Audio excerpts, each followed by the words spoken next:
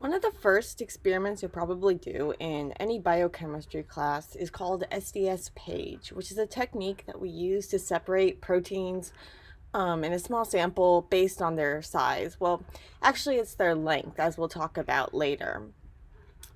SDS-PAGE stands for sodium dodecyl sulfate polyacrylamide gel electrophoresis. So, yeah, we call it SDS-PAGE for short. But it's important to know what these various components of the name stand for because that helps you understand how the process works. So sodium dodecyl sulfate, SDS, is a detergent, which is basically an artificial soap. It has a negative charge, and it has this long hydrophobic or water excluded hydrocarbon tail, and then this hydrophilic water loving head that has this negative charge. And it hangs out in its salt form with a sodium ion to kind of like counterbalance that charge. But then when you dissolve it, it dissociates, so you get the sodium dodecyl, so you get the dodecyl sulfate ion and then the sodium ion. So basically, once that's in the solution, it's a negatively charged thing. You don't need to worry about the polyacrylamide chain. So there's long chains of acrylamide, and then they get cross-linked together to form this mesh. And based on the amount of cross-linking that you use, you can get tighter meshes, which are really good for separating smaller things, or you could get bigger meshes, which are great for separating bigger things. Then the gel electrophoresis part. This is how we actually get the proteins to move through the gel. So we establish this electric gradient where you have a positive charge at the bottom and a negative charge at the top. And we're going to use this SDS to make all the proteins negatively charged so that they'll want to move away from the negative charge that you start them at towards the positive charge. So they'll have to go through the gel to do that. And based on how long they are, they will travel at different speeds because the longer ones are going to get tangled up more and thus travel more slowly. You're not going to be able to see them as they go through. You're only going to be able to see a tracking dye, which travels at the same speed regardless. It's not attached to your protein or anything.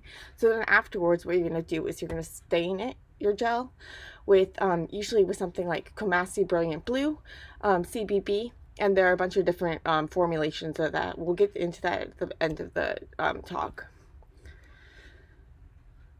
So let's take a closer look. So in this gel, as we said, we have this mesh, this polyacrylamide mesh, and we're going to send the proteins traveling through it.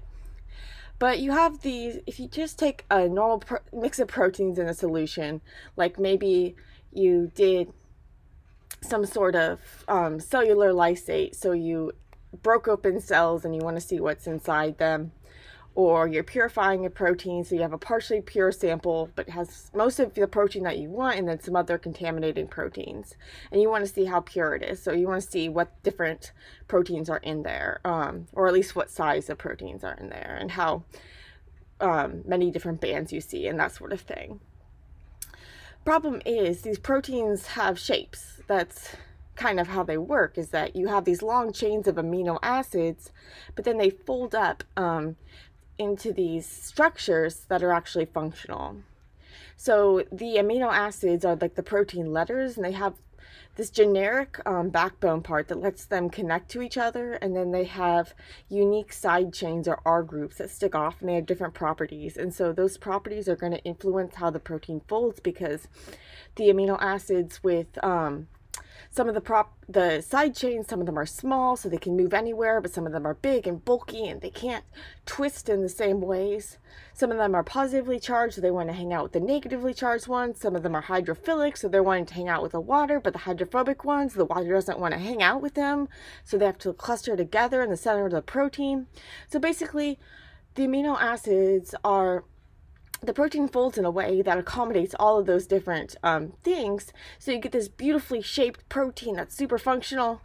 And then if you were to try to send those traveling through the gel, it wouldn't work so well, because these proteins, the shape would get in the way of them traveling at a consistent rate that you can compare between the proteins, because some of the proteins are going to be like compact and some of them are going to be more loosey-goosey, and so they're going to travel differently. So what you want to do if you want to separate them by their length is you need to actually unfold the proteins, or we call this denaturing. So we're going to denature the proteins before we put them in, and we'll talk about that in a minute, but let's look at what happens when we put them in. So the longer the gel is going to act, it's going to act kind of, I like to think of it as if you have a sea of basketball hoops, like basketball rim hoops, and you put jump ropes, you toss jump ropes down through them. The longer ones are going to get tangled up more, so they're going to travel more slowly. So what happens is when you stop the moving, so we're going to be motivating them through the gel based on the charge. So when we turn off the charge, they're going to get stuck where they were. The bigger ones are going to be on top, higher up, because they won't have traveled this far. The smaller ones are going to be lower down.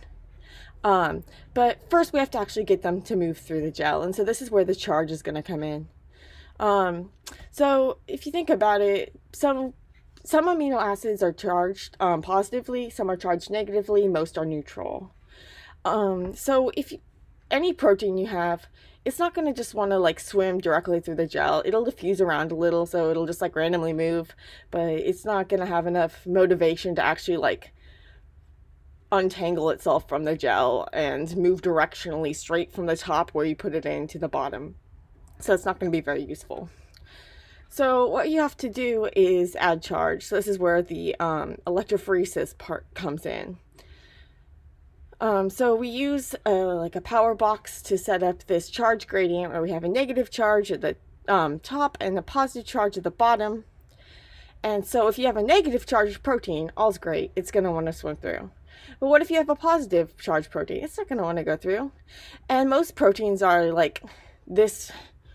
So you see, like some parts are charged, some parts are negatively charged. So you get this overall charge, but proteins have all sorts of different overall charges.